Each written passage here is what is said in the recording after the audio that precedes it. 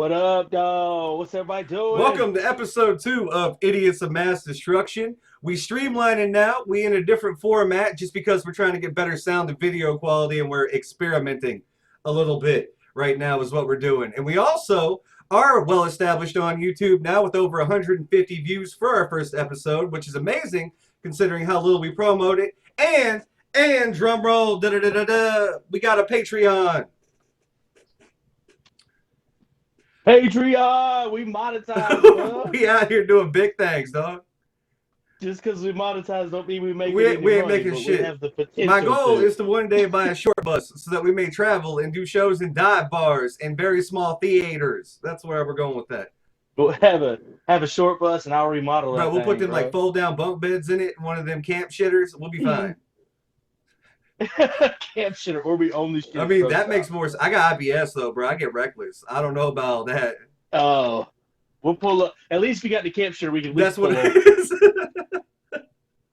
Use it outside Right? of the bus. Now today, what we're going to go ahead and try to get into is a little bit of what we've been doing. Both of us have been on the road, living that hectic-ass road life. And it's not glamorous. It's not romantic. You're going to find out in this episode, like, we go through some shit just to give you guys a little bit of entertainment and to be there for you all. And we appreciate y'all. Just to show our appreciation, we're going to tell you about the shit we've been through is what I'm trying to allude to. Absolutely. So you just got back from, was it 8 or 10 It was days a stretch? 10-day stretch that should have been an 8-day stretch, but I blew up the rental car in the Mojave Desert, dog.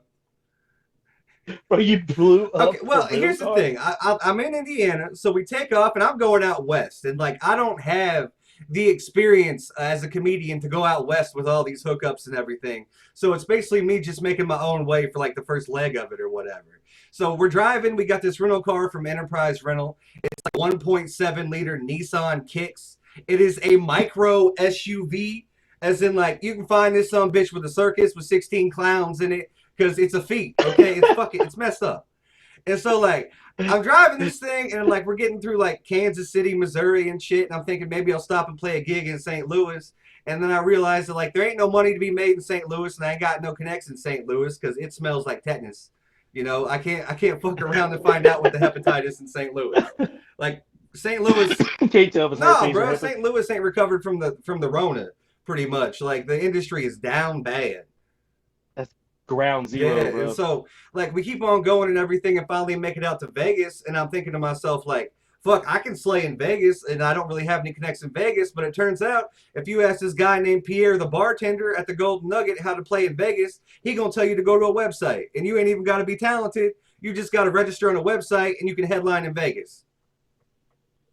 Yo, whoa. Like, do you go to the websites like individually? No, you or go do to have you one go to the big website? FremontExperience.com, which is Fremont Street. Now Vegas is known for this like 4-block. That's the old. That's the No, old that's strip, the right? fucking one that everybody frequents. There's the back strip on the I gotcha. backside of Vegas where like all the actual Vegas pros and residents hang out because they fucking know better. And then there's the tourist trap known as like Fremont Street, which is like 6 casinos in a 4-block radius, a bunch of dispensaries, and then this long ass fucking 2-block bar with these hooker ass go-go dancers dancing on it, trying to get you to take $9 shots and shit.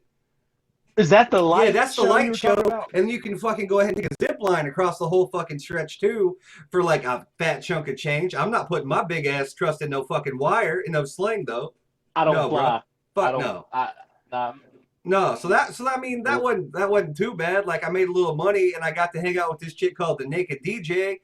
And what it is she ain't naked, she in a bikini. She false advertising and she got yelled at a few times for not showing no titties. But that's not her. That's her act. That's not mine. I'm fine with that.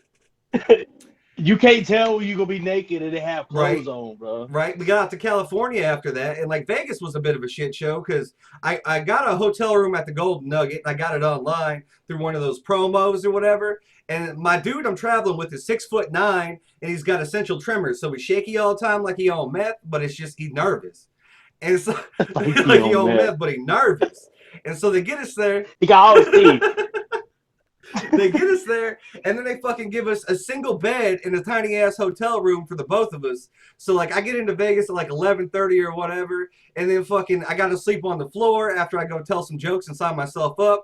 I win a little bit of money gambling, and then the next day Like fucking, I'm out and I'm heading to California. Vegas is weird in the fact that it's jumping at night, but past 8 a.m., it's a motherfucking ghost town. It is a 110-degree wasteland. Yeah, the one time I went, like, we woke up at like 9:30 in the morning. It was like, bro, there's nobody alive here. Like, it was the first time in my life I've ever had valet parking, and they parked my shit in the garage. It was like I fucking didn't know which garage or whatever, and had to ask a bunch of questions like, "Oh, dude, where's my car?" with Ashton Kutcher or whatever, and fucking.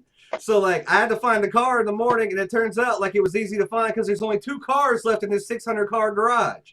It was just like me and Twitchy dude and fucking someone else who's probably too hungover to move, trying to figure out how to leave Vegas. He said, dude. I don't know how much like blood sugar you gotta do to leave Vegas at 7 a.m. after a night of drinking, because it is literally in the desert. Like you don't. Yeah, bro. It's not fucking easily accessible. It's through a winded ass road with a fucking grade of 8% and fucking all these downhill slalom type of shits and everything else. And you can go 80, but like you might die, you might not. Roll the dice, whatever. You leave your casino and it's like last gas, 140 yeah, dog, that was shit. It's out in the middle. No, we rolled out to Huntington Beach too, and that was like my first time ever seeing the ocean for the most part. I saw it once when I was a kid, but I was like really young, and so we got a little hotel. That wasn't bad. I forget. I don't mean to interrupt you, but I forget a lot of times. You know, because I grew up in North Carolina. Hell, I've lived at the beach. I've lived on the inlet, on the water. So like, I forget that there's people that I communicate with on a regular basis that grew up 25, 30 hours away from the ocean. Okay. It's hard to fathom. Like, people drive from Ohio to Myrtle Beach for senior week, and I'm like, bro, you gonna die. Like, we hate Myrtle Beach in the Carolinas. As someone who's driven like east, no problem whatsoever, all flat land, a few rolling hills, maybe some like weird wayward Amish or whatever, right? Easy as fuck to drive that shit. But like the minute you hit the state of California, what essentially happens is you go over this big ass fucking mountain. And then like you're not thinking about it, you're like, oh, this ain't shit. And all of a sudden, like, you realize the highway is now 8 lanes wide. Well, as you go over this fucking mountain to get into like Los Angeles and most of like, you know, the best parts of California, so to speak, past like Victorville and Barstow and all sorts of weird shit. There's this mountain you come over and it becomes from 8 lanes to 16 lanes and goes down at a 90-degree angle with all of a sudden a fucking hard right turn. And it's the biggest fucking drop off I've ever driven down in my entire life. And that's when you know shit is real. Logan Paul talked about this on YouTube one time when he was talking about the scariest part of moving out to LA was driving there. And it's 16 lanes wide, like 100 and some cars going 80. And then the minute you crest over that hill into that mountain, everybody slows down to fucking 35 and just starts shitting bricks. And it was one of the scariest moments I've ever been on besides the 405. I don't understand how people drive the 405.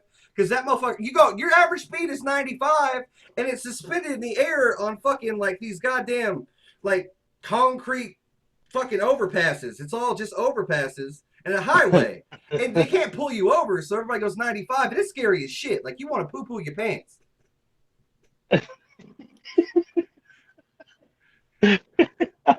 I'm imagining you and Twitchy Dude switching off driving. I drove the whole time because Twitchy Dude can't. He twitched too much. Like, he can't hold the car steady, dog. His whole... Yeah. That's exactly how it goes.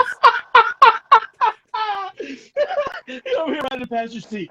Are we on the rubble? What is going on? He's never really driven before, so like I drive for 12 and 14-hour stretches, and that shit gets debilitating after a minute. Like, you got to stop and pee. You got to eat some food. You get that fucking highway inertia. I drove 15 hours one way this weekend. I know, bro. After about 8 hours, you're like, bro, I still got a long way to go. Yeah. And like, it's hard as fuck to snap out of that highway inertia feeling where you still feel like you're going when you're not. That is so fucking disconcerting. Nobody should ever be comfortable feeling like that. I don't know how semi-truck drivers do it, play it. I couldn't tell you. Nah, dude. I get out of the after driving about 8-9 hours. You get out to get gas and you walk across the parking lot. It feels like you take 5 steps, and you're just still moving and driving. Yeah, dude. And Huntington Beach was cool. Like, I figured out that the California comedy scene is dead as fuck. Like, you just do comedy and strip balls like you do in Indiana. And then everybody who works at Subway Sandwiches is either written for Netflix or been on a Netflix special or fucking wants to be an actor or is an actor, but they still working at Subway Sandwiches. Bruh. California is just literally eating Pretty itself. much. Like I met a dude named Aaron Lamont, shout out to him, and he was giving me the lowdown on it at the Subway sandwich shop while he was making my sandwich, and he's like, I got a 200K following for my music in the Philippines, and he's like, I got like a 200-person following for my music in the States, and he's like, your boy just works at Subway now to make sure that rent's paid and I live on the beach. And I was like, is everybody in California like this? And he's like, yeah, pretty much. It's not what you thought it was at all. Damn, bro. See, that's one of the hardest things when I got into music and started seeing the game is I was like, man, like you can have 100,000 followers and you still gonna have a day Right. job. Mhm. You know what I mean? It's crazy, but I mean, once you get up there in the millions, which is where we're Oh headed, yeah. Mm-hmm. I just want to live comfortably, man. I don't care to be rich. Give me a double wide on a Bro, I heartbeat. grew up poor, and then Dude. like as I got older, I learned how to deal with being poor. That's how that happened. Right. Now I just love it. Now I realize that I'm glad I didn't grow up. I can tell you, I've lived in a 3-bedroom ranch house with like a rich woman who was like, "I'm gonna make you a kept man," and I was like, "I'm going back to the trailer park because this is weird." Like, This is weird. This is weird, bro. I don't want to walk in the house and feel like I gotta take my shoes off before I even get in there. Bro, type thing. when you Just own a house and the garbage disposal break, that's like $500-$600 to replace that motherfucker. Like when you live in a trailer, you ain't got a garbage disposal. You got a pit bull named like Butch, and he just eat the rest of the leftovers. That's all it is. He just eats the tinfoil. That's and what everything. it is, dog. No.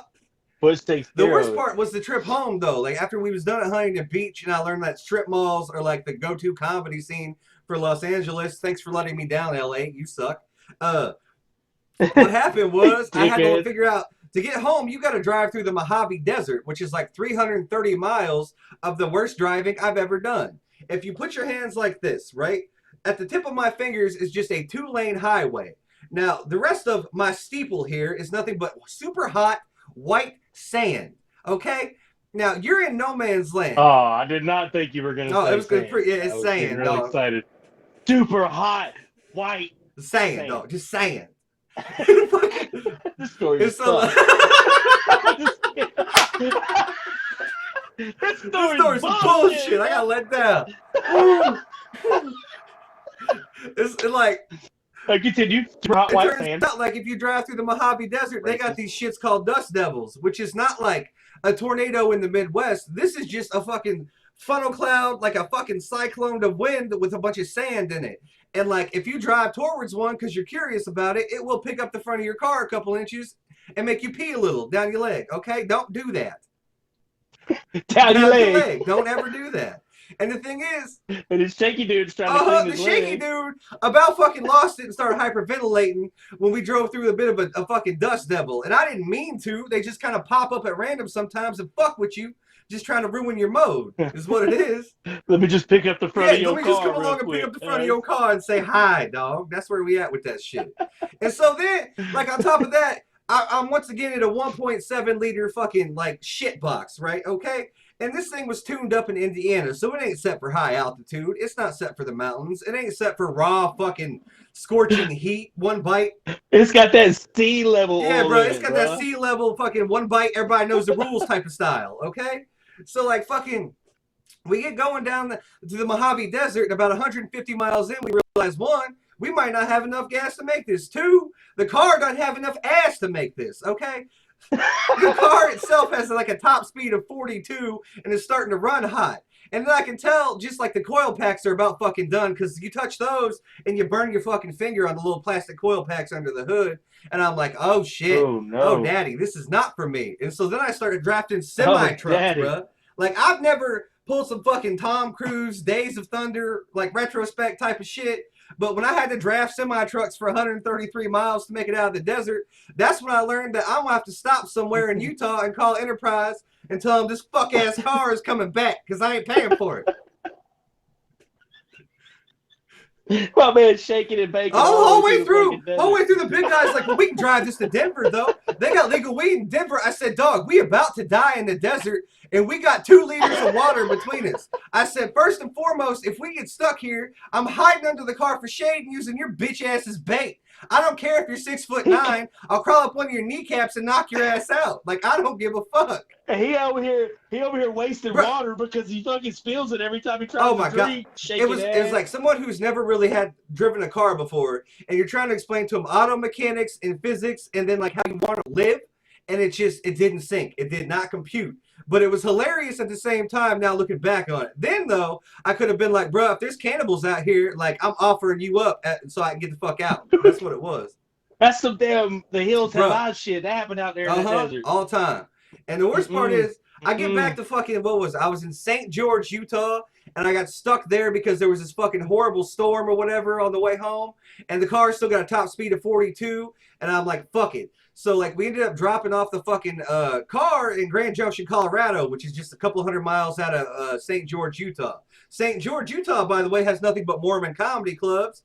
I thought about getting 19 wives and punching them all in the face, but I chose not to, okay? Because I have manners, and I was raised better than that.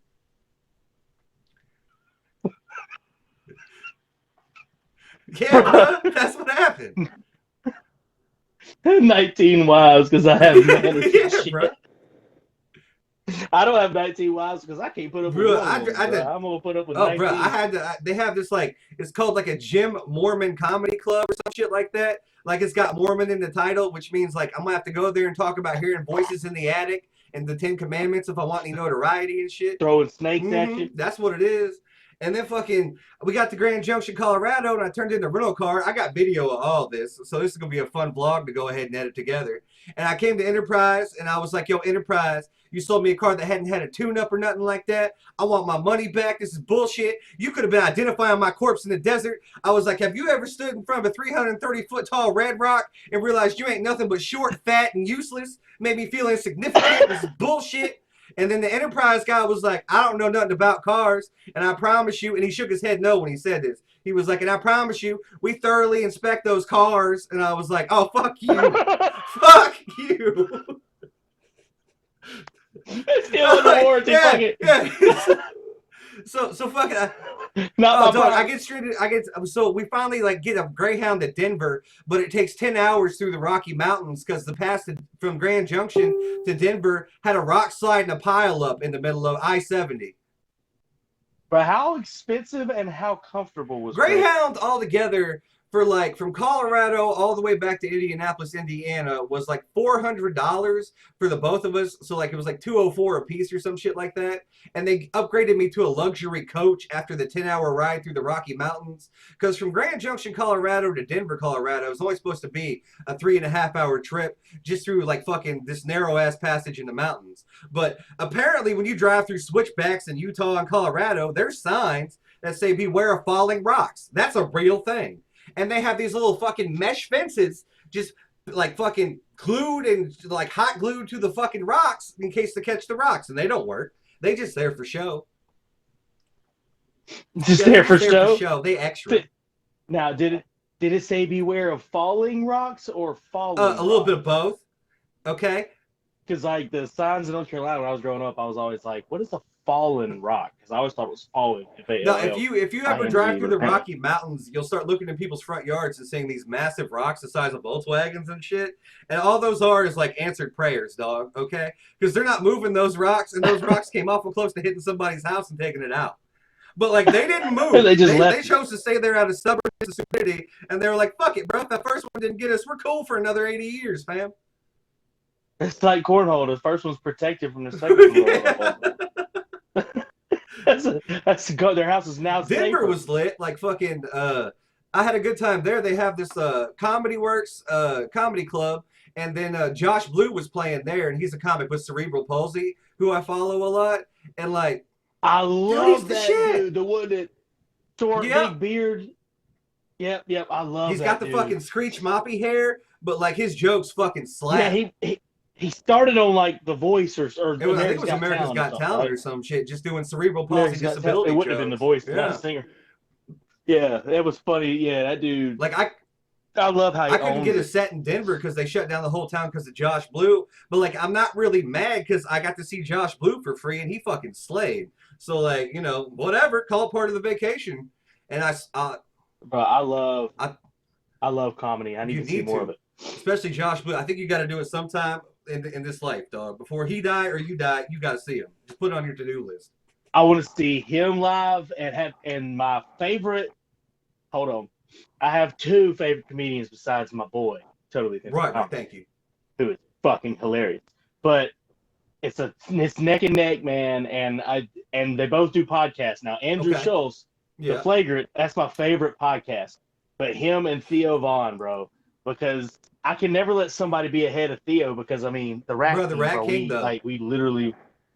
We literally mullet brothers. Like I feel like him and I, a lot of the stuff he makes jokes, obviously, and I hope people don't believe that he grew up with all of the people from the Right. stories he's told. Like the guy with no arms, just like a snake, just The choking guy who tied people. a Ford Ranger to a stake and then drove it around in circles for no reason. That was his fun time, bro. Right, bro. See, and those stories are hilarious, but like those are all just a little bit exaggerated from how we grew Right, up in the right. trailer park back No, then. the one thing I get from him And is that he has like an older father, which I do too. My dad would have been like oh, 75 if he was still alive today. So, yeah, yeah, his grandpa. Right, Yeah, old dad.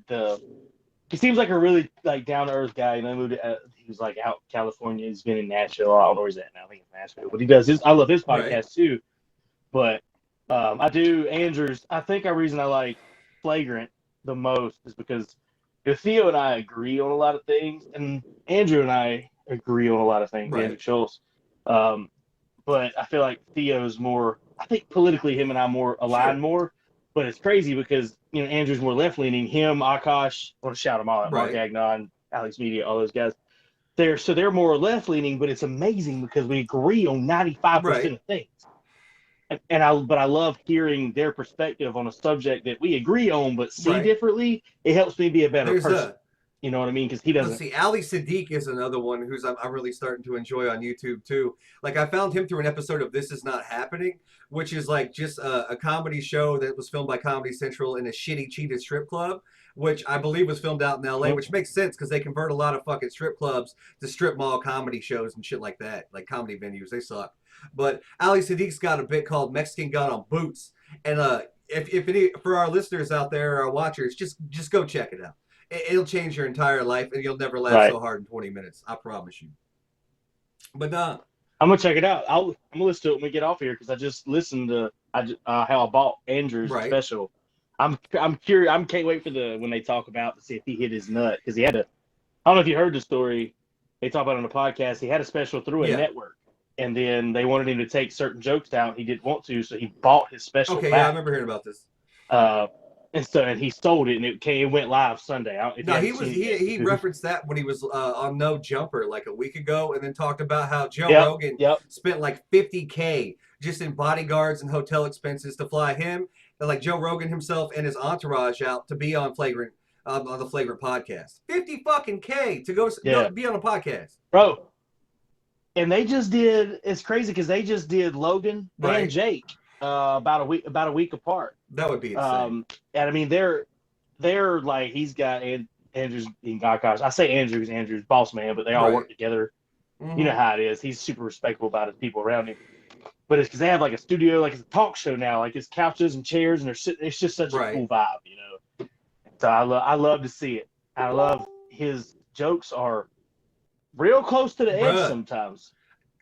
But he ain't fucking scared, and I love that. So I'm sitting here and I vibe with that because I'm like, man, I know you're more left leaning, bro, but that's a conservative thing you doing right now, bro. I'm not changing for Andrew Schultz inspired me to write my first ever fucking political material. Actually, I got a bit about how women say Donald Trump is ugly and they would never fucking get with him and shit. And I'm like, you mean to tell me though that he's a balding billionaire with a hairpiece, and like you're out here letting dudes smash you for a trip to Olive Garden and a pack of Newports, waking up the next day wondering why your coochie smell like garlic breadsticks. Instead, you could be bedded down with a billionaire. He'd be buying you fucking Diet Cokes and McDonald's all the time. You'd be living that high life, bitch. Calm down.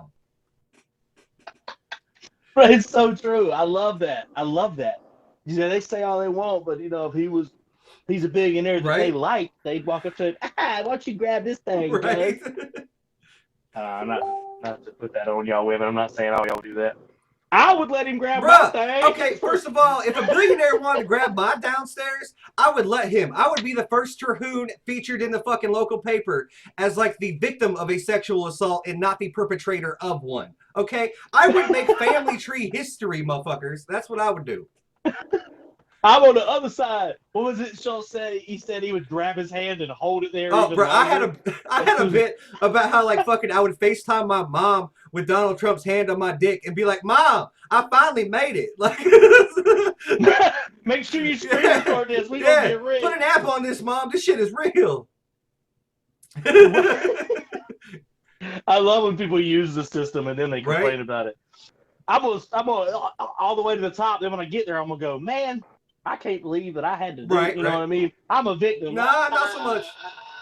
I didn't see No, that. no. I mean, you can suck your way ahead or you can work your way up. It's whatever you want to do. I ain't judging.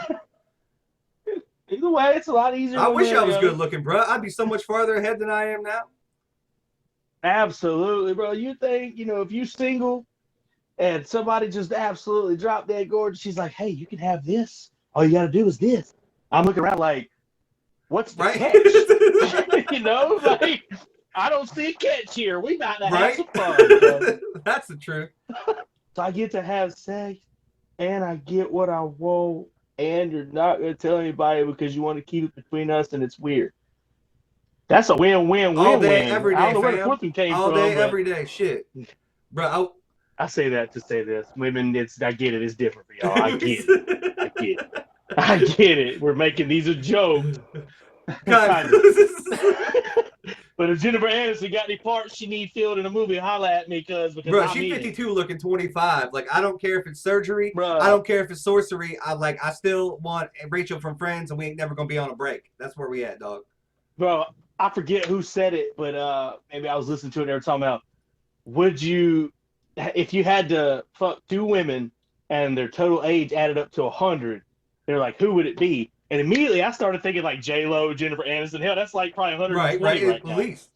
You know what I mean? Like, how old's J-Lo? Fucking 55 or some shit? Like, she might be like, okay, maybe without makeup or whatever and in private, she probably looked like an apple that was left out in the sun for 3 weeks or whatever. But like, I'm gonna tell you right now, she got that Ben Affleck money now, and like, I'm gonna still eat that booty like groceries, fam. Okay? Absolutely. And respectfully, guys. Respectfully. But it's crazy because like nowadays you can't really, there's a certain age and you're looking at, like, I can't tell if you're 64 or 39. I don't know. Some of them do it naturally, and some we're of also in our 30s, though. Like, you notice the older you get, the more hesitant you are to even fucking talk to women sometimes. Because, like, that 17, 18 be looking like real 30-ish these days, and you're like, I don't want to take the chance. I ain't trying to be that awkward guy. I ain't trying to be interrogated in a small room with a two-way mirror. Like, I ain't trying to have none of that happen to me. Well, they just build them different, man. I don't. And it's like you walk around like this nowadays. A girl comes up to me at the show.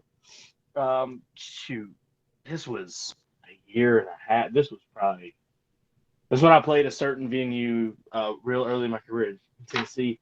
And it was 21 and up place. And this girl was in there drinking, sits down beside me at the end of the night. We're hanging out, jamming out, singing.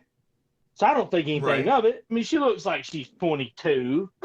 I'm not out here trying to get laid or nothing like that. It was just, it just didn't dawn on me because I didn't look at it quite like that. It was one of my first big shows. I had people sitting around. It was after the show. I was playing acoustic, sitting on stage while the other band tore down. This girl ends up being like 17 years old, and I'm like, we shotgunned a beer together, bro.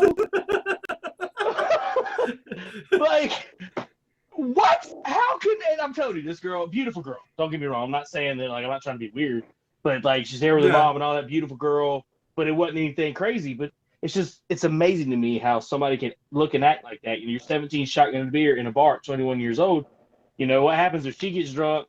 Some dude gets drunk. He sleeps with her. Next thing you know, her dad's suing for statutory rape. The dude's like, I met her in a 21 and up bar, and we both got drunk. Like, I'm not making excuses, but sometimes I'm sure this shit happens every day across America, though. Like, it's probably way more common. Not me. That's why I don't. That's why I don't go around. That's why I don't go around slinging that No, thing. I'd rather wear barbed wire underwear and take my chances, fam. Yeah, I know I'm 32, and I know how to get me off. I know how I can make it tighter or looser. It don't Right? matter, and I can just go home and to just Right? be home. You know, you ain't gonna catch me in scandal, bro. It ain't gonna I'm happen. saying, like a friend of my Twitchy friend got a little action. We were in California, right? And he said it'd been like a year since he went ahead and he had a little wetness. Okay, so he picked up this Asian girl who got the body of an iPhone, right? And she's like probably 30 years old, look 40, 48 in the face though. Okay, she's bro, be like that Yoo-hoo box. Okay, She's opposite. yeah, she opposite Aniston. Jennifer Aniston. Like it's like someone put a magic spell Jennifer on her Button. face and she ain't come back from it. So what happened was he spent like 2 days with her. Expecto no He spent like dicko. 2 days with her, and I was like, "Yo, dog, you realize that like your job is an Indiana salary job, and if you have a child in California, you paying California child support to raise that though. Like you paying $50 diaper rates, you ain't paying $20 diaper rates. Is how that's gonna work." Mm-hmm. Yeah. That's why. That's why I didn't go traipse along the beach and be like, "Look here, my hang down is ready, ladies." Like, no, nothing of that happened. I just kind of medium. Yeah, bro. I just went out and got sunburnt and collected seashells and minded my fucking business. That's what I did. Yep, exactly. I don't need to be slinging it. I don't need too many people knowing that I'm just solid average. Right. Well, either man.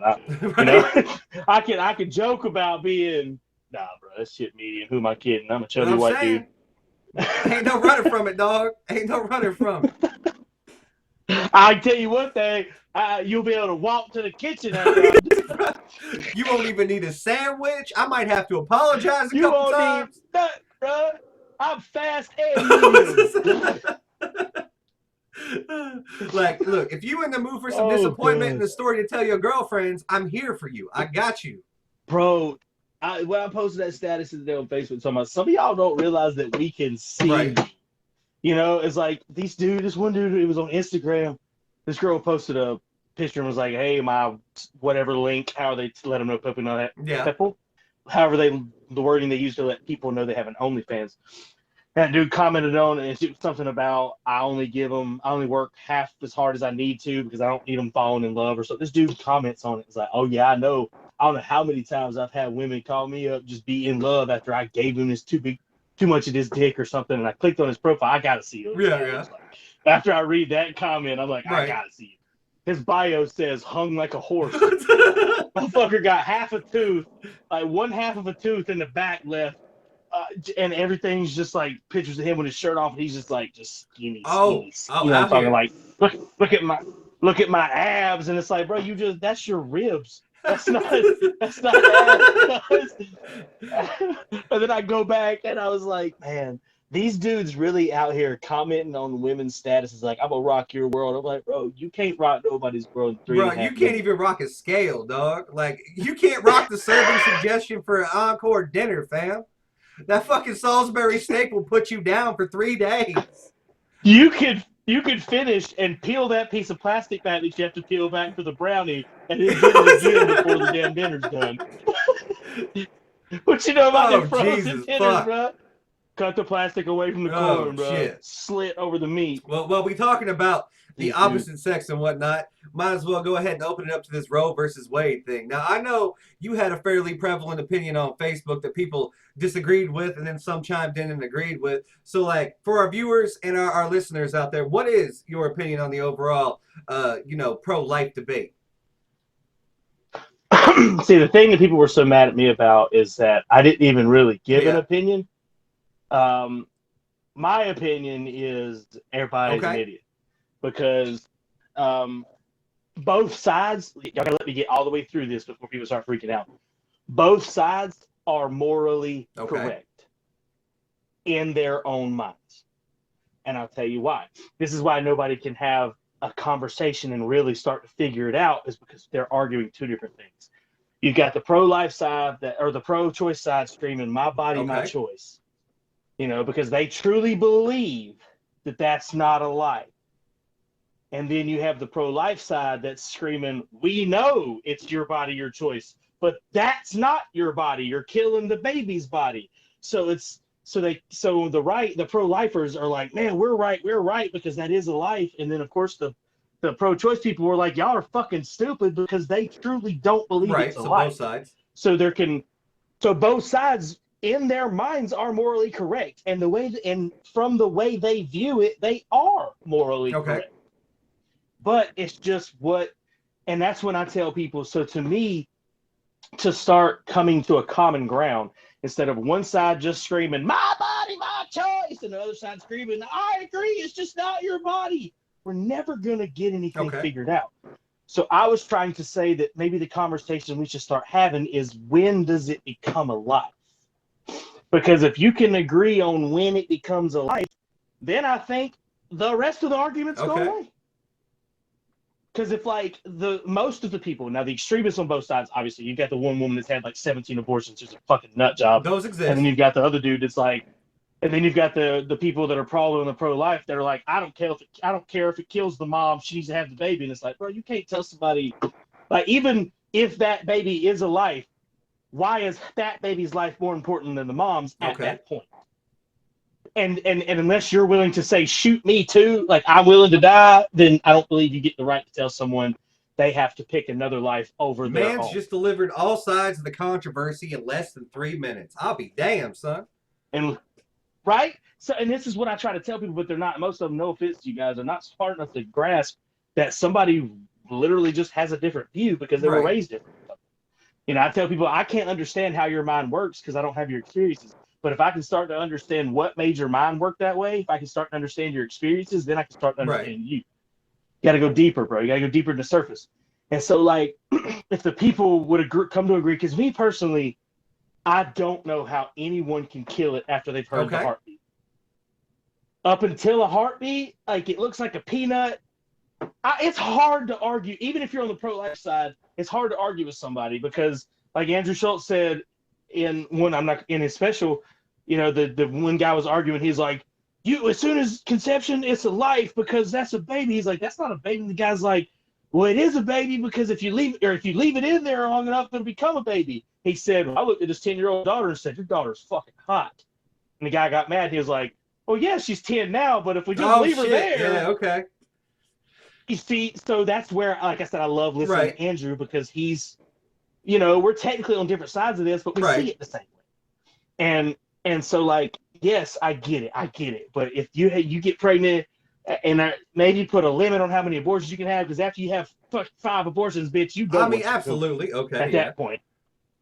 So, but when it comes to the Roe versus Wade, I fully believe the right decision was made. The only reason that I believe the right decision was made was nothing to do with abortion. It's that this country was founded on individual states' rights. So all Roe versus Wade does is give the decision back to the states. You know, it's crazy because, you know, people want to say, I don't want the government involved in my medical decisions. I'm like, that's exactly what Roe versus Wade gave you was the government.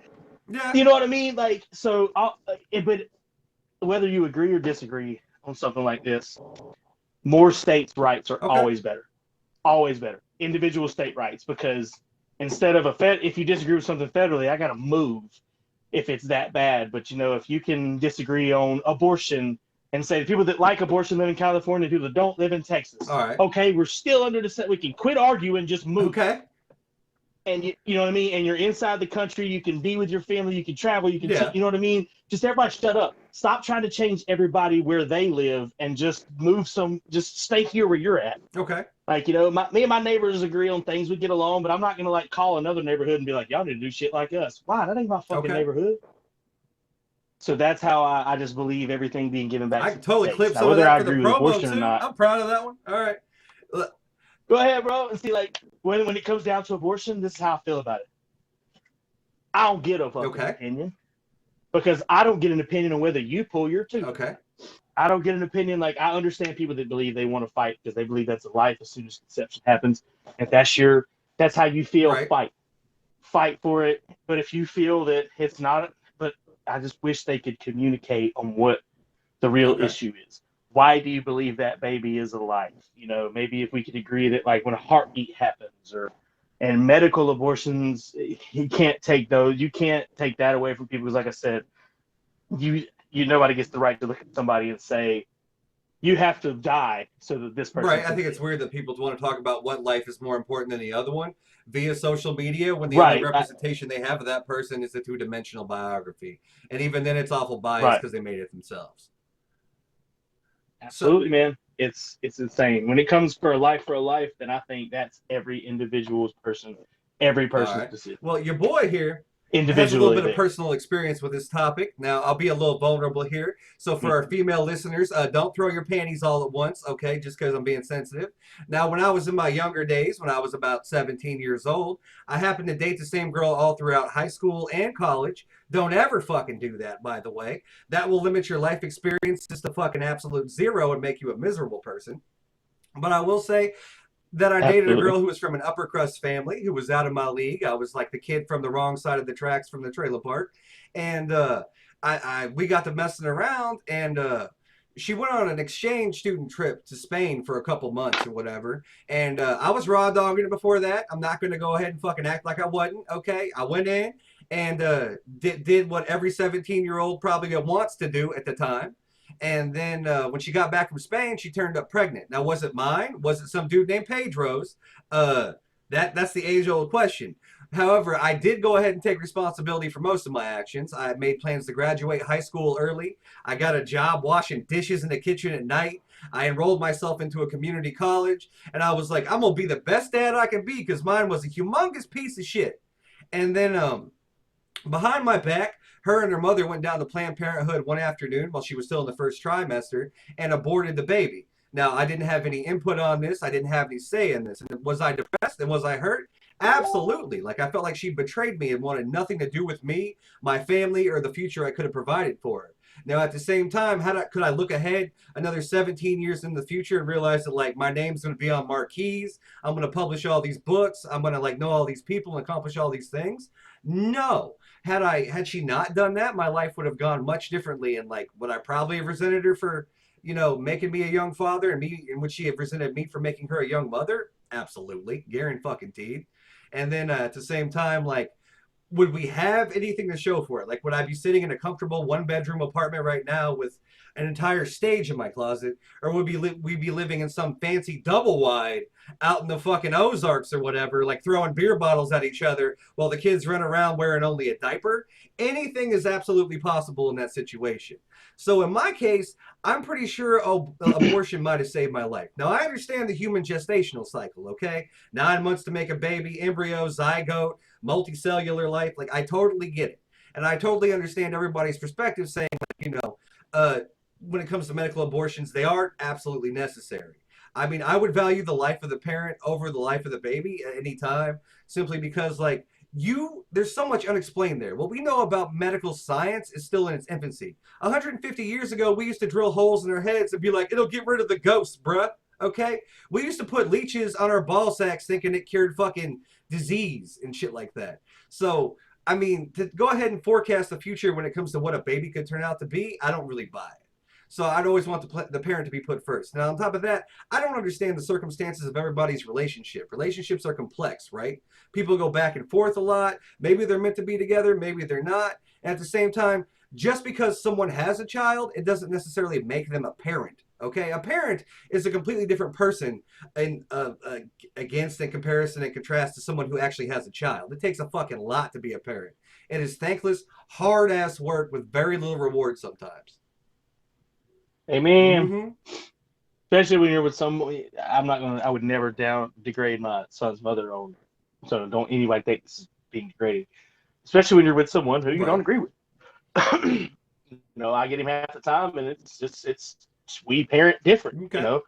and it makes things tough. So I mean, I get where people are coming from, being scared. And that's where, like I say, if people can come in terms like say, okay, maybe if you find out you're scared, I don't know exactly how many months it takes for there to be a heartbeat, but if you're going to make that decision, okay, well, you need to decide what you need to do before that thing starts. Once it gets to the point where it can live outside the womb, even if it's hooked up to a machine and become a person, I couldn't do it, bro. Okay.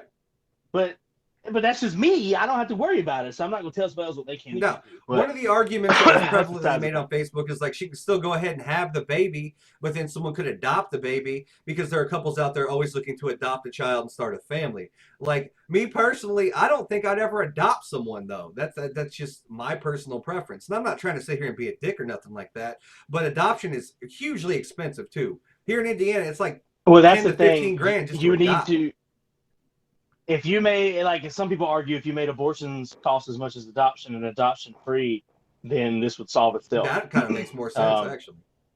Makes a lot more sense because, like, there's a lot of people that would love to adopt, but I'm going to say something that's going to piss a lot of other people off too.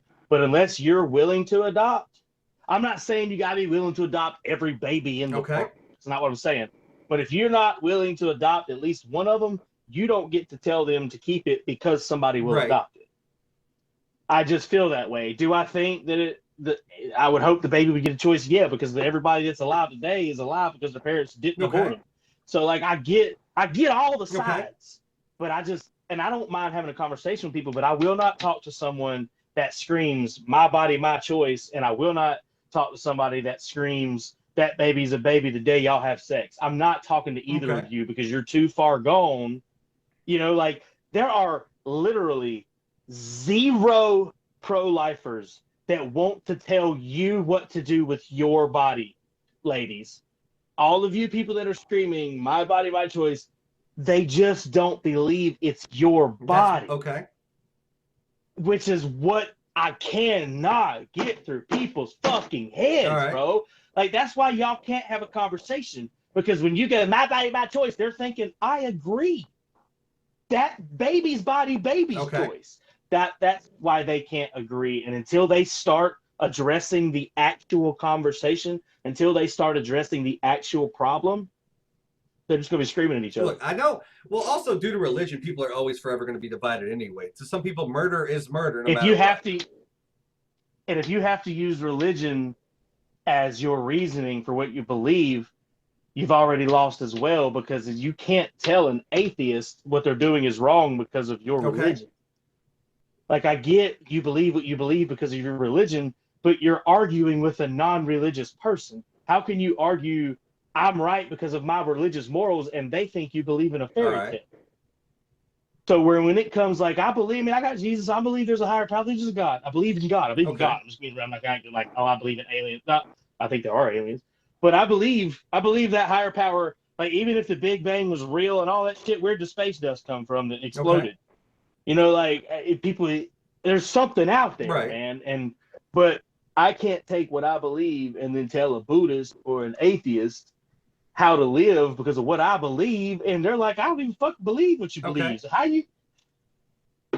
So that's when you're, as people that are religious, y'all got to come up with better arguments. Well, the thing is, some of the worst things in history have been done in the name of the religion, though. Like the Crusades, the fucking Spanish Inquisition and shit. And then on top of that, most of the torture devices that were ever conceived and now being used by, like, the CIA or, like, Vlad the Impaler, of all things and figures through history, were conceived by Catholics. Like, from the Heretics Forks to the fucking triangle and shit. Like, it's weird. My favorite meme to comment on is, because I was a youth pastor for a little while and a worship leader. Like, but my favorite meme to comment on is people like, you can't be something low key. You can't be a Christian and hate gay people. You can't be a Christian and this, that. I'm like, bro. Okay, he's like, Christianity is off of love. God never hated anybody. And I'm like, bro, God hated his creation so much that he killed everyone. Big old flood. I don't know if y'all remember. except for a couple people, family, and all animals. He hated them, what with his creation so much that he literally killed all of them. I'm saying Sodom and Gomorrah sound like a great time to me, fam. Okay? Like I said, I don't want to get into religion because I don't really talk about religion back and forth. But I'm just saying, like, what I was getting at with that is people that if your beliefs are built in religion, you have to figure out a worldly way. I'm not saying you have to give up your religious views. You just have to translate your religious views and find science to that. But that way, when you're speaking to someone that doesn't believe in religion, you're not just going, Jesus says it's wrong. Now you're using, because they're like, Jesus, like, you know what I mean? Like, you think Jesus is white? He was born over there, like this. There, you know what I'm saying? It's just, So now we're arguing about Jesus because it's a big joke to the people that don't believe in Jesus. The people Jesus. arguing this too aren't even historians per se. Like you're talking about biblical times and stuff like that. When the religious argument, like that type of thing wasn't necessarily around back in those times with medical science and that type of those procedures weren't being done. So I mean, it's kind of an apples to oranges comparison because we were on the infancy of that level of medical science. Like we were still chewing up roots and shit, seeing what they do, and people were still eating random fucking mushrooms, being like, "I wonder what'll happen if I do this." So I eat this and it feels good. I bet it does. So like, basically going ahead and trying to use that as some type of argument online is just it's antiquated and it's not applicable. It's not going to make any fucking sense to do. Right. Using religion as an argument to speak to someone that's not religious, to me, I'm not calling Christians ignorant. Like I said, I believe you guys, we're on the same page here. But I'm saying, but to use religion to argue with a non-religious person, it's like riding a bicycle with two flat tires. Like it's over before you begin. Okay. Because they're going to laugh at everything you say, and then they're going to say the only reason that you believe that way is because of a fairy tale, and then you're going to be mad because they're making fun of your religion. But you got to understand they don't believe in it. And that's why when I was talking about earlier, people can't get on this. Like I like to have conversations with people that I may not understand their views, but I can maybe understand why they have their views. But nobody's willing to realize that there's a whole world out there that doesn't believe the same thing that you believe. And neither of you have been proven wrong yet. Yeah, there's been thousands of articles talking about how religion is passé now in comparison to science. And like from a scientific viewpoint though, to me, I just feel like everything should be evaluated on a case-by-case basis, like the health of the mother, the health of the baby, like even the financial planning for. Yeah, sorry, I got off. We got off of that even the health of the financial planning for the future of the family and stuff like that, bro. Because like not every baby is someone that's going to grow up to be a productive child with a lot of opportunities and stuff like that.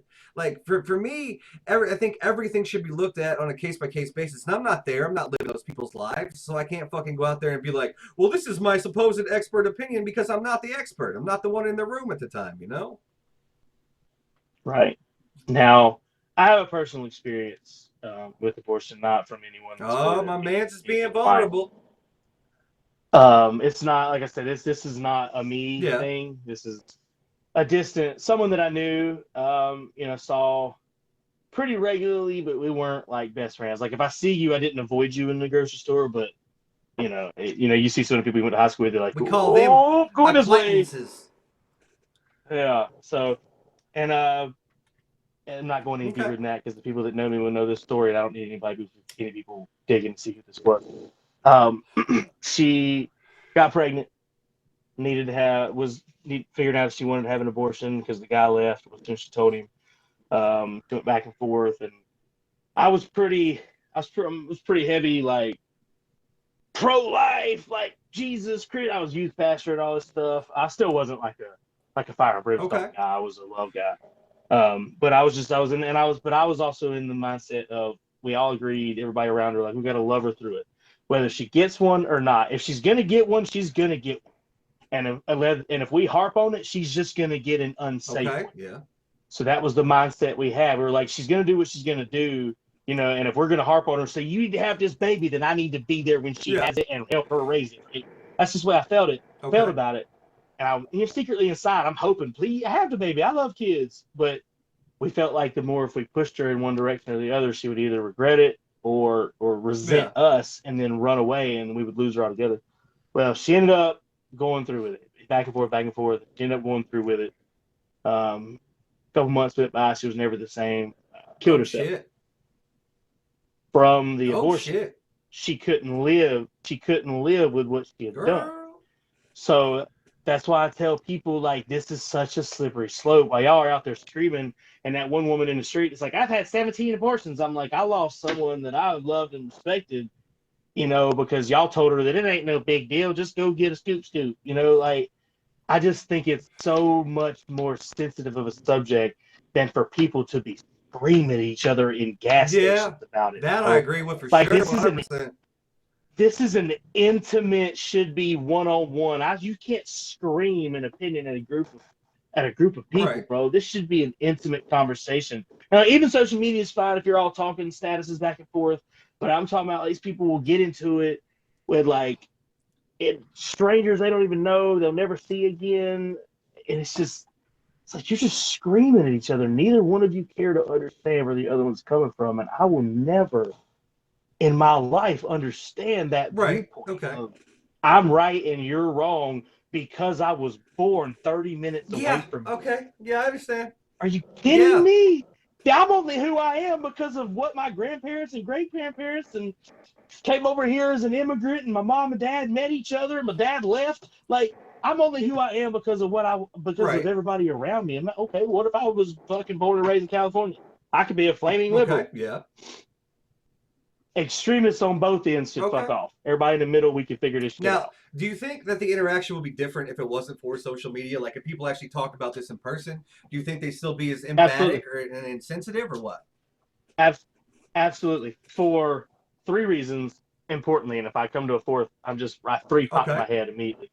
One, these motherfuckers have gotten entirely too comfortable with thinking they get to push their opinion on anybody they can without getting punched in the That's fucking true. face. 100% to a T.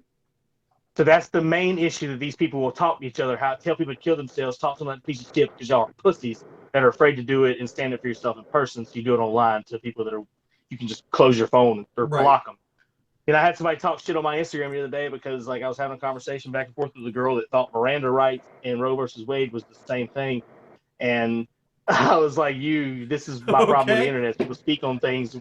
Right. I said, this is my problem with the internet is people speak on things as fact and they have no idea what they're talking about. And this dude was found on TikTok, and this dude found me on Instagram to comment on something, say, this is trash. And I only know about you from harassing women on TikTok. And I was like, bro, harassing? We were having a conversation. She thought Miranda rights.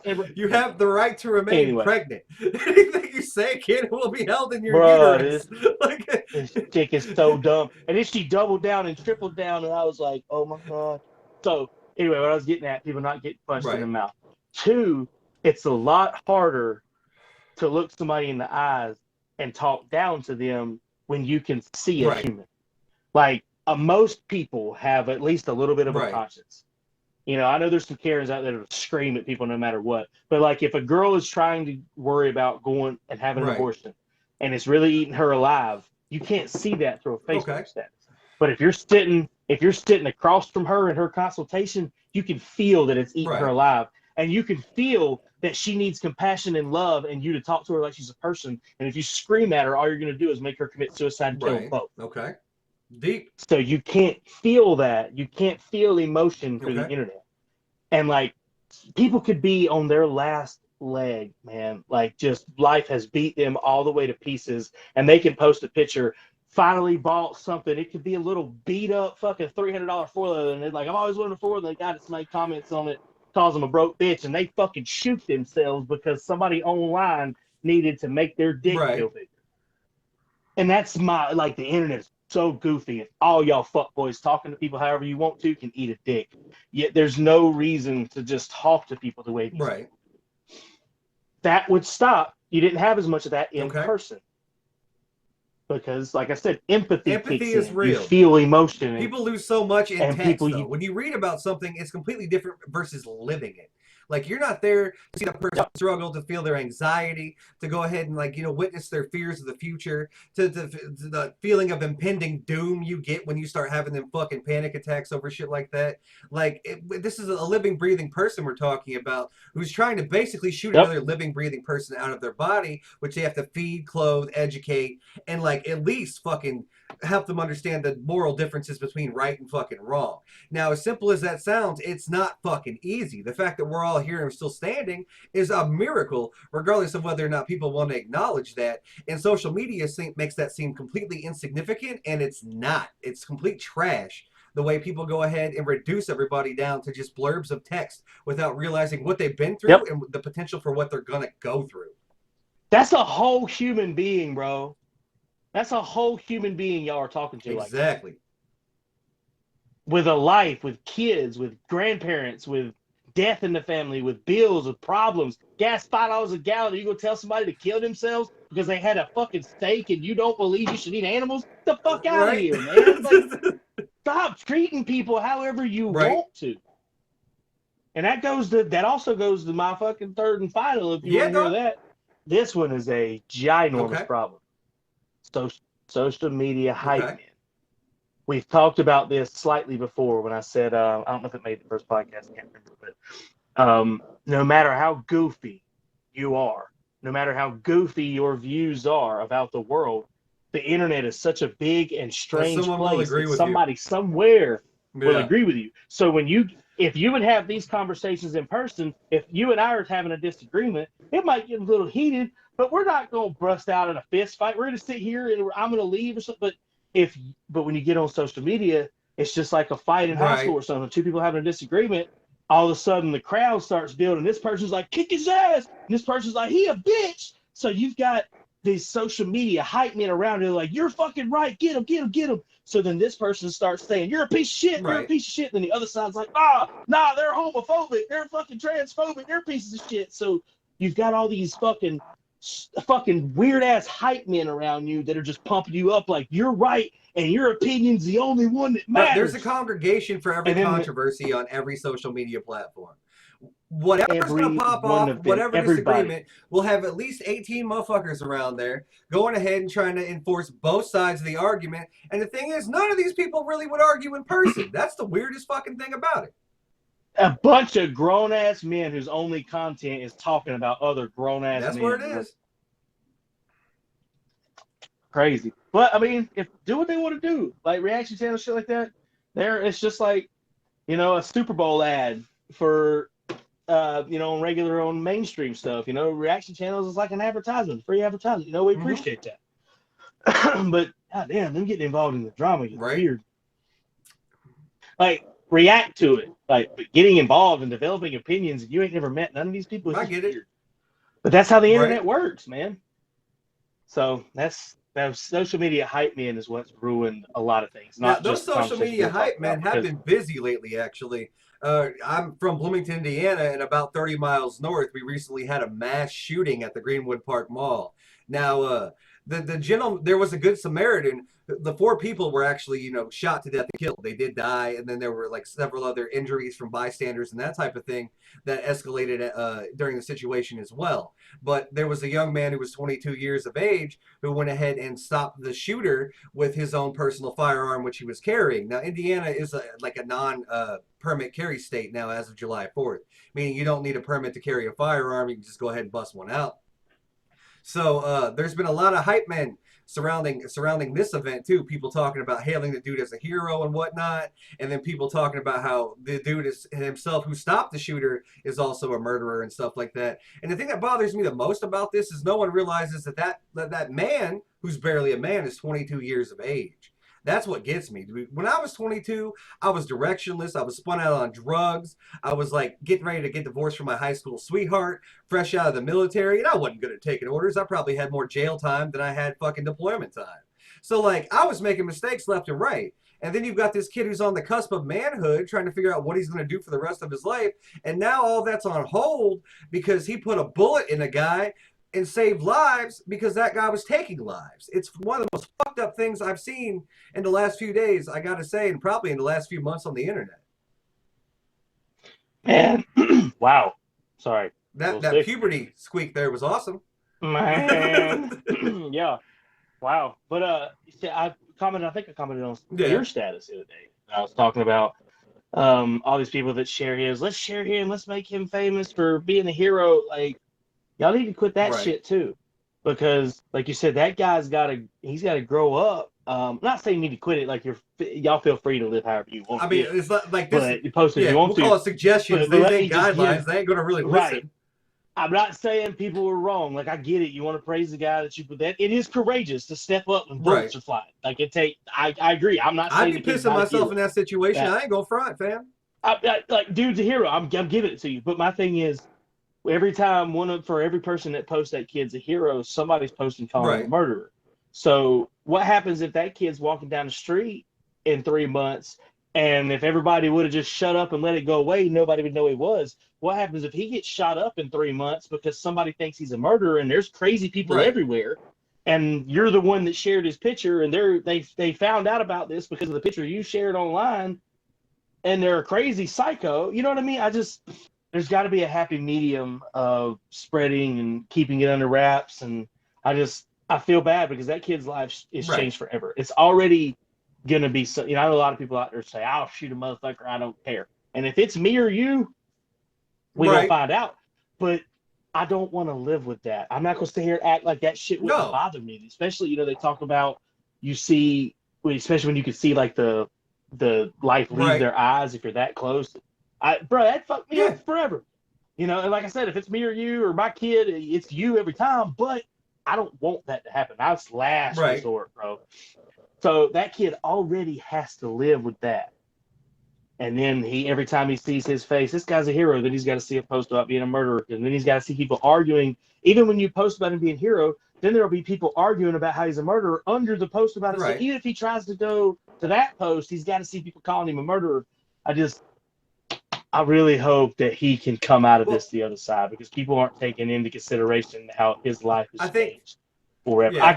I get the people that died's lives have changed too. Like, we're not, but I'm saying that kid did the right thing, but it still. I mean, for me, death is significant, and like for your favorite rappers, they write songs about it. Country singers write songs about it. Poetry, like tons of volumes of books out there, even dating back to like Shakespeare and our philosophers, Aristotle, Socrates, and that type of thing. It's always been widely discussed because it is a huge force in our lives. Like it's the end of our existence, and it's what makes people strive to do the things they do before they fucking die. But that's the thing, is people don't understand the magnitude of such a thing, of watching the life force leave someone's eyes, how deep death actually is as a concept. Like, that boy will probably have nightmares about what happened for the rest of his life. That'll be one of his first thoughts upon opening his eyes every single day. That'll be a moment he relives again and again and thinks, could I have done something differently? Did I do the right thing? Why didn't I just run? And at the same time, people will hail him as a hero, and it's got to be, for him, probably one of the most internal conflicting struggles that man will ever have in his life. I guarantee you, I'm not speaking for him, but I guarantee you, if it were me, and probably what he's feeling, is he just wishes it would go away. He just wants everybody to stop talking about it, bro. Because he has to get reminded every day. He already knows he killed somebody. But like I said, for the right reasons. Like, I'm not saying the dude didn't step up and do what had to be done. But damn, bro, let him live. Mm-hmm.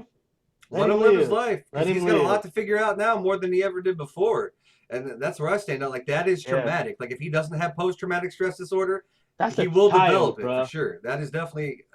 Same thing with that Rittenhouse kid, bro. That's a kid, bro. Like, LeBron James out here tweeting about a kid. Like, bro, chill out. Rittenhouse was 17, and the people he actually shot were everything from violent sex offenders to fucking pedophiles and shit. And, like, that was a whole dumpster fire of fucking, like, controversy right there, because none of them should have been at that fucking protest destroying shit and vandalizing it. And a 17-year-old kid is not a motherfucking bodyguard. I don't care if he has an AR-15.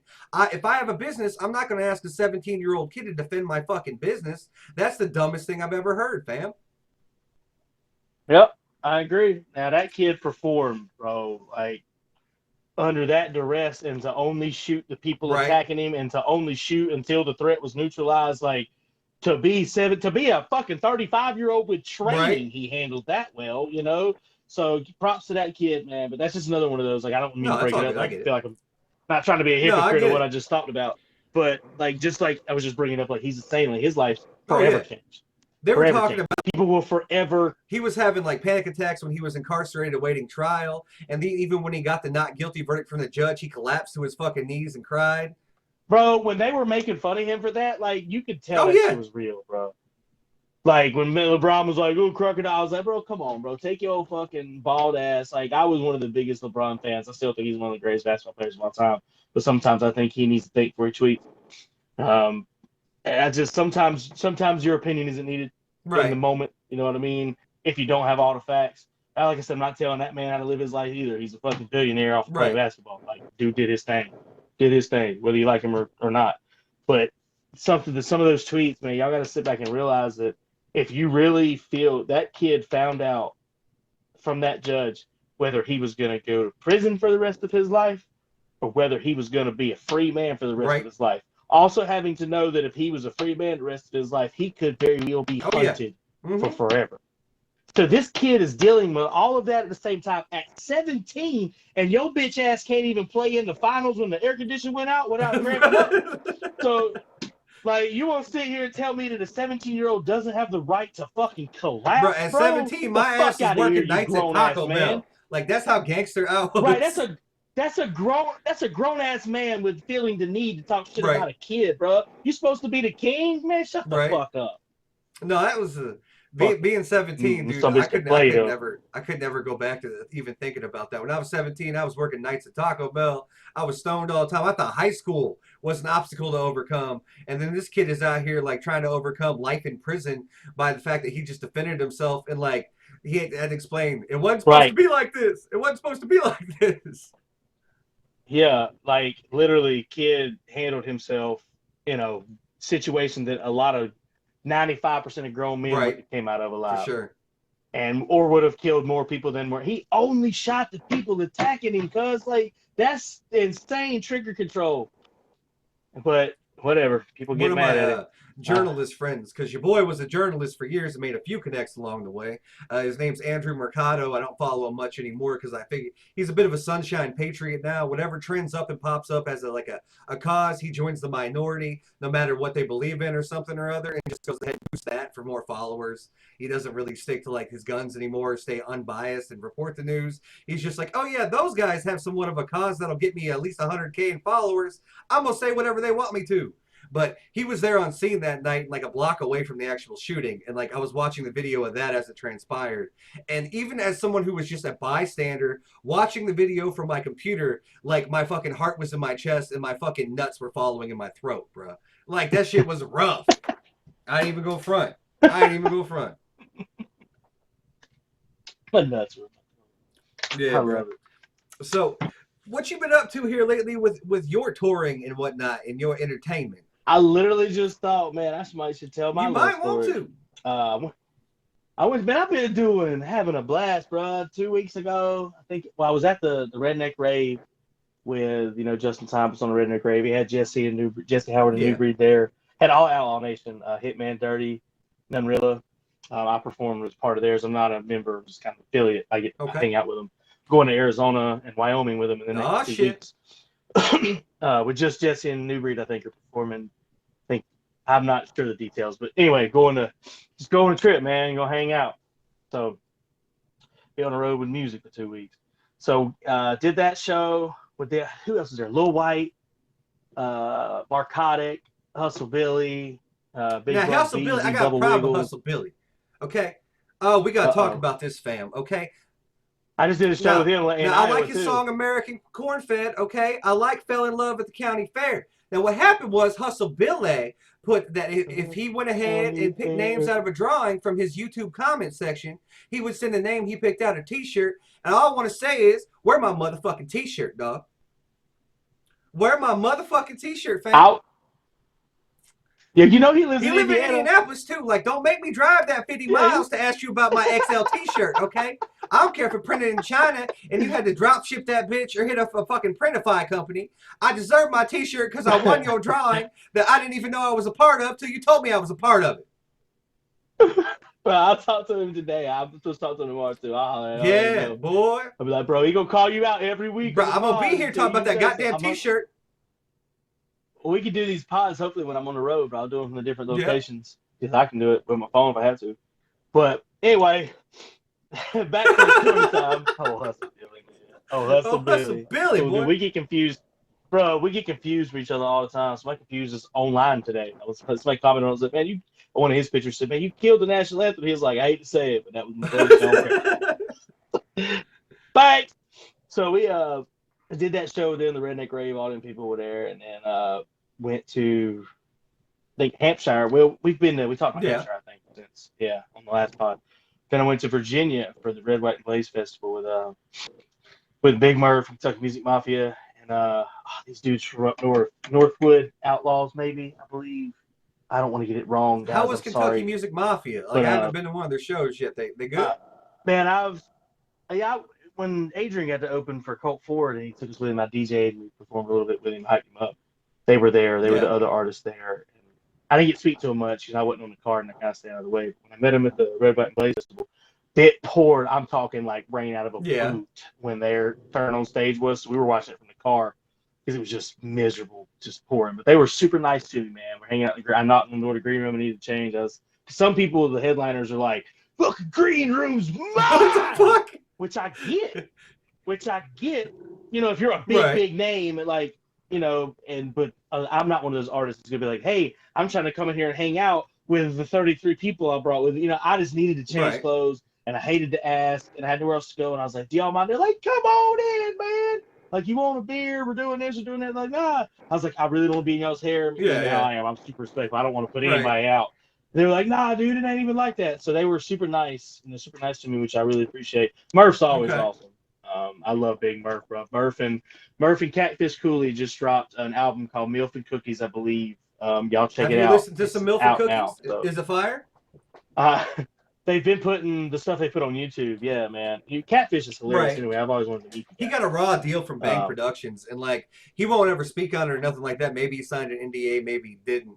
But Catfish's situation, like when you blow up early on, real fast online and shit, companies will seek you out and they'll talk about they're going to go ahead and push your videos and get you more followers and more views and shit, and they'll promise you all this money and stuff. And then when it comes down to that fine print, they're gonna take a lot of the money you make, and you just gonna be like, "Damn, dog, I'm getting millions of views, I'm getting millions of followers. Why am I making more money?" And like I can see why he's rapping now. Like I know the details behind it, and I ain't gonna try to get too intricate, but I can see why he went ahead and switched and started doing that thing with Big Murph. And like I'm proud of him for making the transition because it's not always easy. He's a smart guy. I mean, you can't be that funny and not at least be halfway intelligent. You know? A lot of people don't give comedians credit, man. Them motherfuckers are smart. We be reading like Schultz. Some bitch is smart as fuck. You're smart as fuck. Like Theo can sit there and act dumb, but that son of a bitch is smart as fuck. Genius. Right, and so a lot of people don't realize that about comedians. But you know, you have to know a lot of things, especially a crowd work comedian, man, because like, how can I pick on all these races and religions unless I know about them? Like Schultz and Akash talk about this, them on their podcast, where they said you can tell the difference if someone's making fun of your culture or if they're making a joke about your culture, and the difference being like if I make a joke about a culture, but it's something that you don't know on the surface, like it's something that you had to like dig deep and learn about that culture, then it's a respect thing. Because they're like, "Oh, he took the time to learn about me to be able to make that joke." So then it's not a racist joke. Now it's like we're vibing. And I listened to the Schultz and Akash talking about that. I was like, that's actually Ralphie genius. May was king shit at that when he was alive. Bro, Ralphie May, bro, if he was still alive, he would be on my list. He'd be in my tops. He used to give workshops that like an hour long at the Comedy Store, and he'd talk about like how to actually do like bits where there was some innuendo, and then like actually talk about like cultural dynamics and stuff in between the shit between Mexicans and black folks. And the way he brought it up was just amazing. Talking about, you ain't never driven a Honda Accord right in Slum Rock, like you ain't a minority, you don't know what they go through, and like just the shit he said about it though was just absolutely mind-boggling because he took time to get those small intricate details just right to make that joke fucking pop. He was gifted as fuck. To make it pop, to learn. There's things that you have to say, things you have to add in, and that's what separates the greats from the mediocres, I'm man. telling you.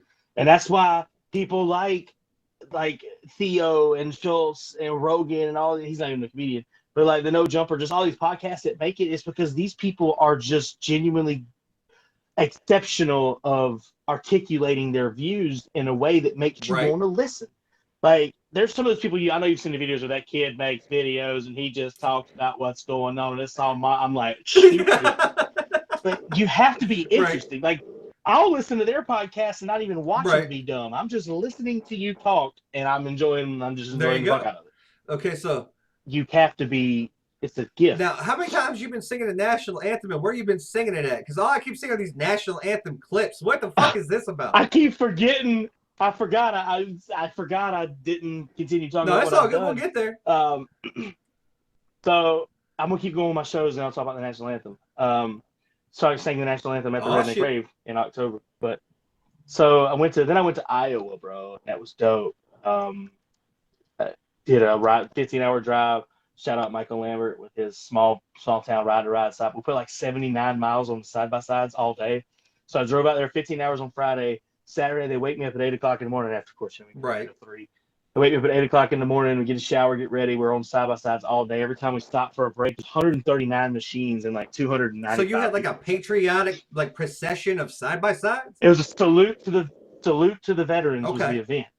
So it was a bunch of people riding. It was like $25 a side by side again or something. They had me, Big Buck Beasley, Hustle Billy, DJ Vacay, and the Naughty Northern. We were the artists. But every time we would stop, I'd get my guitar out and I'd play. So I gained a lot of fans from people before. And then, of course, at the end, we did a Yeah. show where all the artists performed at the end of the ride. But I was playing throughout the day. It was like all day, right? Like I said, it was 78 or 79 miles on the Okay. side by side, bro. So we put in some Yeah. work. You know, yeah, a lot of it in Iowa was road, gravel road, but there's a lot of slow and some creek stuff. But there's corn everywhere. Yeah. Like I thought we had cornfields in North Carolina. Like Hustle Billy got a song that says, I'm from where the corn and the I'm from where the corn and the woods meet. And he's for the woods and no, I'm from where the woods and the corn meet. And then when he got on stage, he was like, I'm from where the corn and the corn and it was so freaking funny. I love Hustle Billy, bro. No, like I always look at Iowa as Illinois part 2, dog, because it is just fucking corn. That's all it is. I didn't realize that it was. I knew that there were places like that in the country, but it didn't dawn on me that I was Midwest. Yeah, you and I were in Iowa and fucking like Nebraska within almost the same week, pretty much, because I went through there on the Greyhound and witnessed a fucking DEA shakedown of our goddamn Greyhound bus in Omaha, Nebraska, and they actually hemmed a guy up who had a fucking shotgun case with supposed clothes in it or whatever, but they've been trafficking meth and fucking guns through goddamn Omaha, Nebraska for a minute. I had like maybe a fucking dime of some Colorado dispensary weed on me, and I was like, I'll be fine. Like, not to anger any of the fans or the listeners or the viewers, but I was like Caucasian in Omaha. Like, whatever it was, I was gonna get away with it. Don't matter what I do, I'm getting off. I'm Caucasian. I'm gonna make it. I got this. I love it. I love it, man. I can't wait to go back out there because I think you're doing another event September 4th. It's got like Hard Target and Seth Anthony and a couple other people on. Hard Target yet? The heat to come back. Yep, I met him down in Florida. Met him and Bravo and FJ and all of them. I think might have been Savannah's birthday. It was at the Sadler's Ranch. I went down there to see hang out with him. It was my buddy's birthday. We ended up going to that show because he's a big FJ. I fuck with that too. So the national anthem. Tell me about the national anthem stuff. I guess it was last year because the local baseball team, the minor league team, went. It was in Kannapolis, and it was the Intimidators. They were the Boll Eagles, and then it was the Intimidators when Earnhardt died. Because Earnhardt was from Kannapolis, he was called the Intimidator. Dale Earnhardt, for y'all who don't know. And then they moved it to Charlotte, they moved it to Kannapolis, but they built a new park right in the middle of like downtown Kannapolis, just surrounded by like some bars and breweries. It's real nice, nice stadium. And so they were going to start. They needed the first year. Now they're the Cannonball. Anyway, whatever. So Dale Earnhardt's mustache on the Cannonball emblem. Y'all getting a history lesson whether you want it or not. That's what he's trying to say. Right. So I don't know why I told all that. Probably because I've ate some candy. But came from a little food, and so there was a contest where they needed people to sing the national anthem because they were brand new and they moved it there. They were going to do things different. And a bunch of people tagged me in it because I'd sing the anthem at the rave, I believe is what it was. It may have been before the rave. But anyway, timeline's not important. So I went, signed up for this contest, and then it ended up being a weekend I had a show. So I was like, well, I can't even go. Well, then did the show, came home, went. Something had happened, and it had got delayed. I wasn't going to be there in time. I ended up going to the brewery where they were supposed to have the auditions, and something happened. It got moved. I had my times wrong. I got my dates wrong, so I actually went to that brewery, and they were doing it, and I had my dates confused. So it was like, I was like, oh, shit, I'm actually going to try it out. Can't tell time. I rode up on Harley. We with it. I can't look at dates, bro. I got my Fridays and Saturdays and stuff or something, and it was crazy. So I signed up, and then I thought I missed it, and then I made it and then I come to find out the people I was meeting there were there. One of the people they were with was trying out. So anyway, it worked out, and I tried out and fucking ended up being one of the winners. So sang the national anthem at the local the minor league team a couple times. Whenever they hit me up, sing, they give me tickets. I love baseball. I grew up playing baseball. I was a pretty exceptional baseball player, and not like amazing, but and I can hold my own. And so I love it. I love live. Watching on TV, I'm like, So now you just run around singing national anthem plays all the time now? so so then the dirt track, you got the Charlotte Motor Speedway where they have the dirt track and the 4 wide shit beside it. The dirt track did an event and they hit up the Kannapolis people looking for somebody's number that sang because their anthem person backed out or something, and then she gave them my name. And I guess because I had the mullet and shit in NASCAR. So one of the winners was me. She gave them my name. They hit me up. I sang it. Well, then they started doing the smaller cars, like the Legends cars at the big speedway.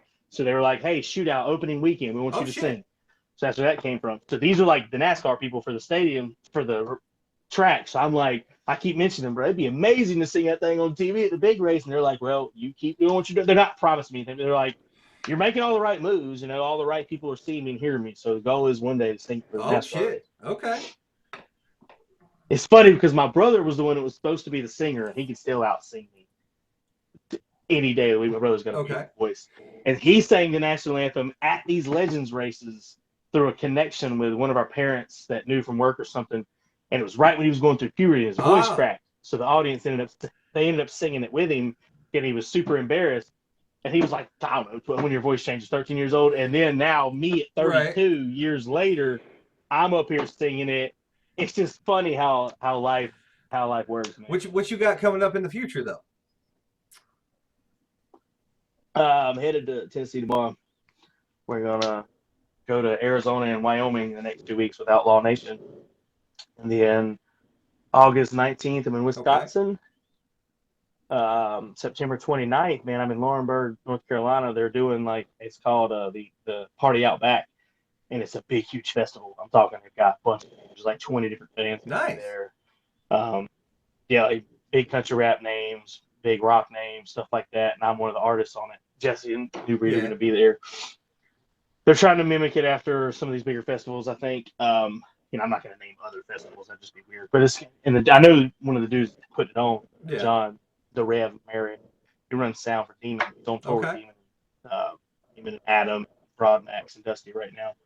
So is Jeff playing the drums with Dusty. All right.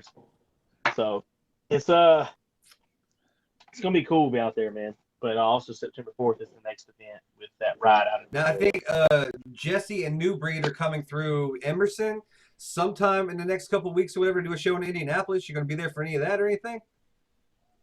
I'll have to talk. I ain't talked to them about any of that, man, because sometimes it's like just them, and sometimes it's them and their other artists they bring. So yeah, not that I know of. I'm not sure. I'd have to see the dates because, they're so freaking cool, man. They're like, if you can book, if you book something, go book something. If you're available, and you're welcome to. And it's just they're just super. They're just built different, bro. I can't explain it. I'm not gonna keep trying to explain it to people because it's hard. You have to. Because even if I do explain it, you're not going to believe me. You're going to be like, there ain't nobody that's that genuine. Yeah, they really fucking are that genuine, bro. It's crazy. It's like, I'm going to build a platform, and I'm just going to let you use it. Oh, and by the way, I'm going to help you make your music better for free. By the way, I'm going to record songs and music videos for you for free because I just like to help people. That's what? People still now, do word that? On the street is that you might be in a music video with New Breed sometime. Is that going to happen? What's up with that? We just have to see, man. We got it. We do have a song coming. I know I can say it because he went live on Facebook and talked about it. I was in the studio at his house. Drew, Beats by Drew, if y'all get a chance on Facebook. I know he's on Facebook. I don't know if he's on YouTube yet, but Beat by Drew. Awesome, man. He's one of the producers for the Outlaw Nation. He runs the sound on stage and stuff. Super gifted musician. Cool ass kid, man. He's cool. Yeah, Drew's awesome. And so y'all check out Drew, man. Shout out Drew. Shout out Drew. Shout out Dirty. Your boy Dirty. Shout out Hitman. Shout out None Realer. Love those guys, man. And the drummer now, I think it's Eric's drummer. I don't want to mess up his name. Haven't met him yet, but I'll meet him this weekend. So anyways, Drew was playing a riff on the guitar, and Dirty started writing a song to it. Well, I started writing a song too. Dirty was writing about being in love, and I was writing about being in a relationship that didn't have love. Well, then, so Dirty took his song, and he ended up making a riff for mine that sounded better with mine. And then he sat there and made the beat, like built the whole beat, sitting right there at the computer, and then I sang my part and still heard that one. And he was like, "Yeah, we'll do this one." So is So that going to be a song that's coming out it was sometime super soon, cool. or is it still on the shelf? As soon as we get it finished, then I'll Okay. know more. Because we've got this trip coming up. Then after this trip, he'll probably get back in it because he's working, bro. He does so much for so many people. There's no way I'd message him and be like, "Hey, are you?" But while we're on this Right. trip, once he gets done, because he's got his members that come first, which they should come first. I don't ever want him to put me in front of one of the members because that's they're Yeah. members, bro. I'm supporting cast, so they come first. But when it's my turn, bro, you know me. When it's my turn, I'm gonna take full Right. advantage. I don't blame you. So, they're good people, man. I can't push myself on anybody, much less good people that are doing stuff for me. They don't Hubris is a thing. It still exists today, ladies and gentlemen. You're welcome. All right, let's see. Still And I does. got a show coming up August 19th at the Baker's Junction Haunted Train in Bloomington, Indiana, which is an actual haunted attraction in southern Indiana. And what I wanted to be on that, bro, but when I saw the post, I already had the other shit, one I got booked. another one coming up just 2 weeks after that. The Sleepy Hollow Campground I've never been to. And what happened was just a couple of nights ago, I did a show at like a haunted woods attraction or something or other, and it was just like fireworks, this type of celebration thing. We raised money for the local food pantry and just all hung out and kicked it. It made the paper and all sorts of other shit, real fancy. And the best part about it was there was this drunk guy named Billy in the audience who was someone's uncle, and he kept talking about what a stud he was with the ladies. So I just kept ripping into him and tearing him apart the whole night. He was like, "I'm a stud with the ladies," and I was like, "Billy can't even finish an AA meeting, let alone a woman." Like,